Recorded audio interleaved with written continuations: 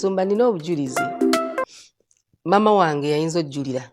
Ne mama wa ex wange. Naina ex yangulire emmotoka gye nasooka ovuga mu bulamu.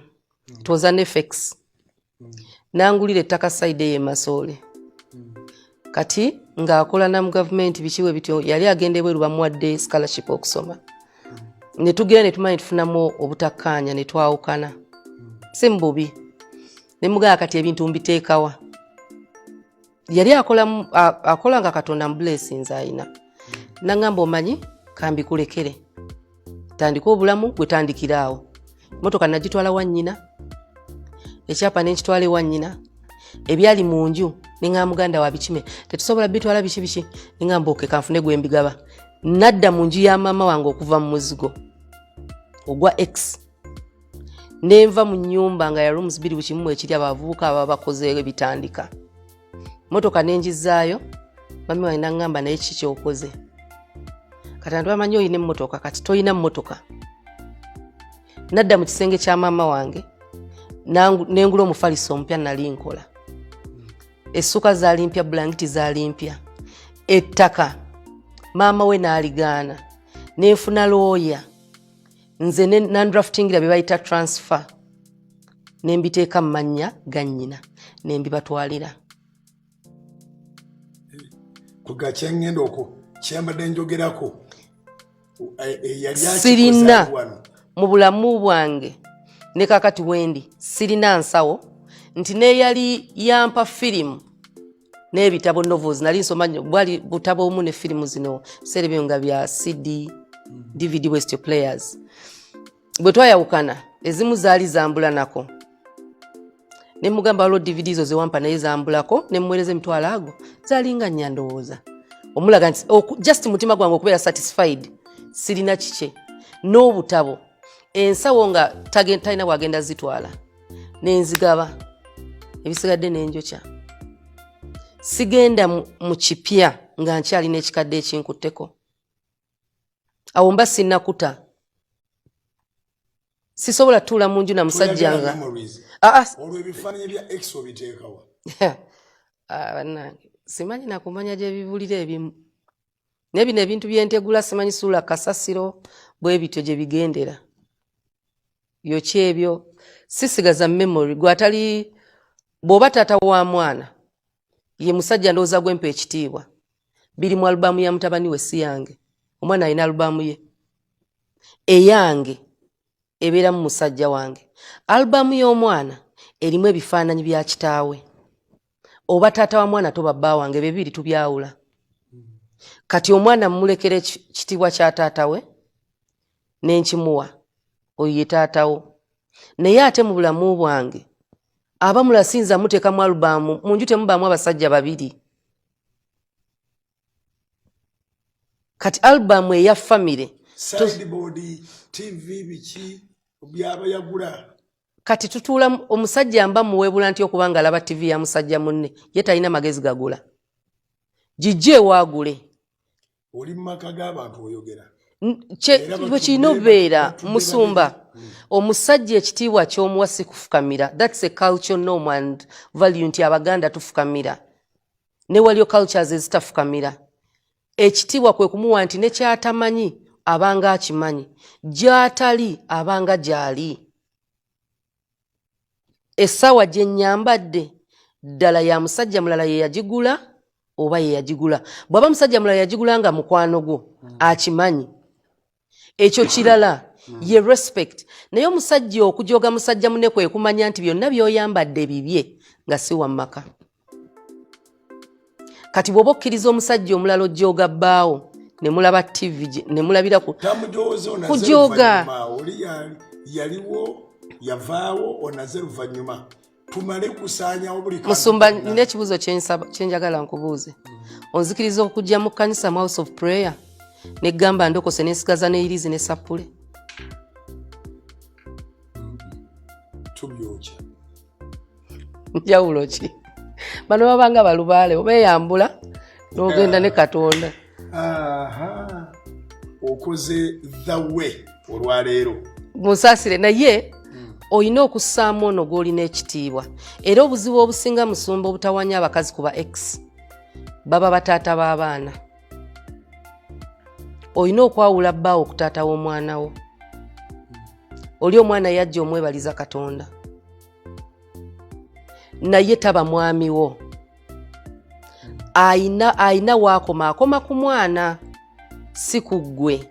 Kati omwana nga bw'omusigaza TV oba ekyapa ky'ettaka oba emmotoka lwaki obikyusa amannya n'obizaayo byonna n'obizaayo n'otandika obulamu ono gw'ofunye bw'aba tannaba kusobola kugula bintu bya mu nnyumba.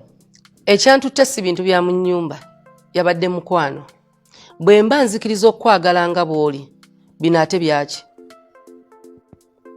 Bwe biba ng'oli yabigulira mwana we bitwale wa jjajjaawe.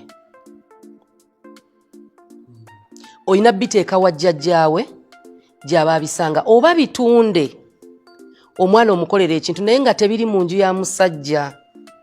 Musumba simanyi kangeze kufa abakazi. Nze nga ndi mukazi mu nju wadde mukazi wo yafa ate mbalaamu amagezi ekifaananyi kikola ki ekinene ennyo mu nnyumba nga nekyange kiri wali kikyotegeeza. The way ekutte wansi nekulukiriza nekwatako ne waggulu.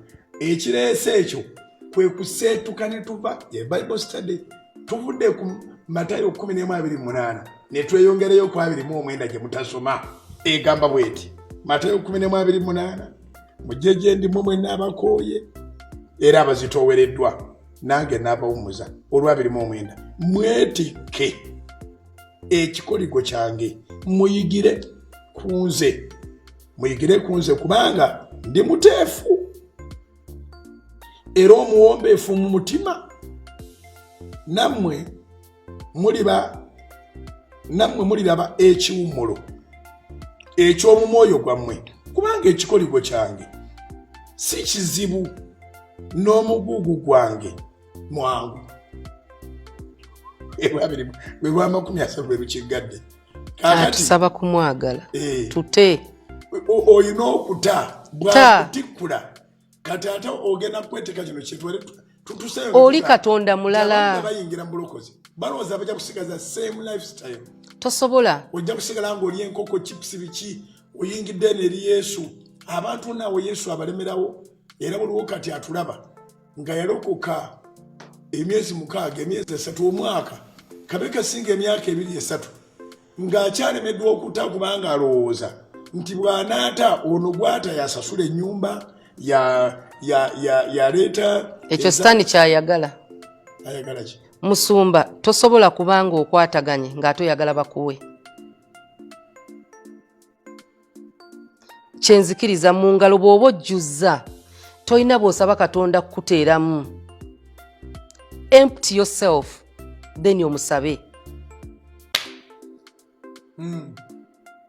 Kati bw'oba oyagala okufuna omwami naye okyalina nze nkiyita spiritual, okyalina attachment. Omwoyo wakyalina gyali nga bwe bagamba nti omubiri guli wano naye ebirowoozo biriwa biri eri. Kati omwami ono omupya Katonda tasobola mmuleeta nga ekitundu kigenze. You can't become whole nga ekitundu ekimu kiri eri ekitundu kiri eno. Omwoyo guli eri omubiri guli wano. Omusajja awasa byonna tebamugoba. Twali twetaddemu bweti katono ontabukidde bono nemerako nga nzirayo nze tibangobanga. Kati gwe bagamba gw'olina okumanya nti gw'olina siwuwo. Bwakugamba nti asobola okuddayo aba yaddayo dda. Kati agenza okyatula ng'omwoyo guli eri bulijjo wana akubulyabulizi ndowooza kuwa ddeeti naye omwoyo bulijjo gye guli eri. Naye omanyi nti abantu bwe batyo gye bali abasiru bayombyemu wano akasimu lwe kava eri gye yava ne banyumya amawona aga mwana ndiye nontoba butobi mbona Musumba ekintu kye bayita okuva n'okuta bya njawulo. Nsobola okuva awantu ne sitataayo nesigala nga nkyalinayo connection. Okutoyina okudisconnectinga. So bw'ovaayo physically n'ova mu ddiini n'oyingira obulokozi naye nga wakyaliyo ka connection oba tolokose kubanga okuloka si kwatula bwatuzi nze ne waffe bakimanyi. Nina sister wange mwagala nnyo, ku kwanjula kwe naliwo ewaka ne tukola emikolo embaga namuga ngenda vuga mami mutuse ku All Saints siyingira kanisa oba ekintu kyonna kyonna nga Katonda wange taŋŋambanga nti awo bamusinzizaawo siyingira. Naga nedda kati olaba kati nedda ebintu bino bye bimu. Ne muganze manyi Katonda gwensinza. Embaga yatuuka yanyigira navuga mami paka ku mulyango ne manja bakima kandi na mungoyi zange za bujuna omugole teyamanya atuuka munda abuza Susan aliwo namugamba yagamba tasobola. Nali metroni wa sister wange musiraamu ku kwanjula mukulu kunze nze ndi muto nabagamba sobola kwebikiranga basiraamu yo worship kunze it's an act of worship bwe nesibanga omusiraamu naye ekyokusuula busuuzi akatambala nze mbusuula bulijjo just kubikako wano kitundu eviri zange zonna zaali bweru zonna ne mbagamba bwe nebikirira mba nsinziza mukkiriza nti ye ku kwanjula ne mbawerekera ne mbagamba temundaba mu muzikiti mufuna metroni mulala. Nata I disconnected ku kintu kyonna ekitatambula na practice ya nzikiriza yange tekikolebwa. Kati tuyina abalokole nga mukwano gwe bw'aba abatiza omwana mu kereziya agenda simanyi godmother Idi bwetuuka musumba bayambalanga abasiraamu bamuwe emmere.